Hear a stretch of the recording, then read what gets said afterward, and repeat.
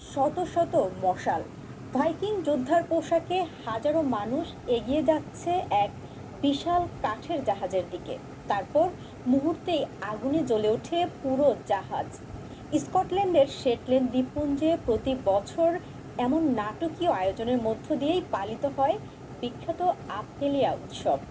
Viking ঐতিহ্য, আগুনের শোভাযাত্রা আর অনন্য সাংস্কৃতিক পরিবেশনের কারণে এটি এখন বিশ্বের অন্যতম আকর্ষণীয় লোকজ উৎসবে পরিণত হয়েছে।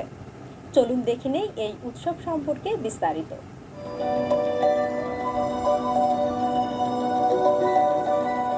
আপহেলিয়া হলো স্কটল্যান্ডের শেটল্যান্ড দ্বীপপুঞ্জের সবচেয়ে বড় এবং বিখ্যাত উৎসবগুলোর একটি।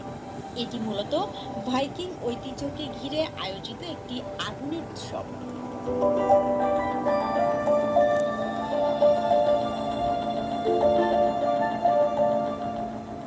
প্রতি বছর জানুয়ারির শেষ মঙ্গলবার শেটল্যান্ডের রাজধানী লারভিকে এই উৎসব অনুষ্ঠিত হয়।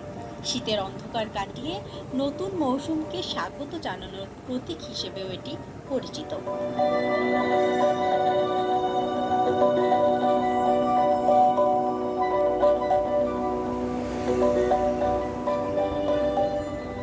শেটল্যান্ড দ্বীপপুঞ্জ একসময় নরওয়ের ভাইকিংসের নিয়ন্ত্রণে ছিল। সেই ইতিহাস ও ঐতিহ্যের স্মৃতিকে ধরে রাখতেই 19 শতকের শেষ দিকে এই উৎসবের সূচনা হয়।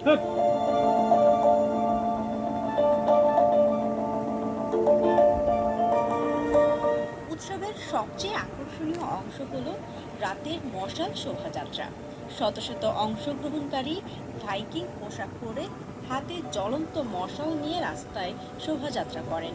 এই শোভাযাত্রার নেতৃত্ব দেন গুইজার জার নামে পরিচিত একজন নেতা। প্রতি বছর তিনি নতুন কোনো ভাইকিং চরিত্রের আদলে সাজেন এবং তার সঙ্গে থাকে বিশেষভাবে সাজানো একটি দল।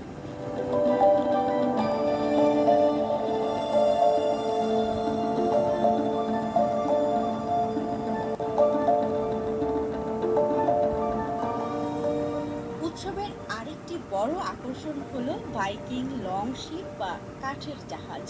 প্রতি বছর নতুন করে একটি বিশাল জাহাজ তৈরি করা হয় শুধুমাত্র এই উৎসবের জন্য। শোভাযাত্রার শেষ দিকে শত শত মশাল একসঙ্গে সেই জাহাজের দিকে ছুঁড়ে মারা হয়। মুহূর্তের মধ্যে আগুন জ্বলে ওঠে পুরো জাহাজে। এই আগুনকে প্রতীক হিসেবে দেখা হয় পুরনো সময়কে বিদায় ও নতুন সময়কে স্বাগত জানানোর।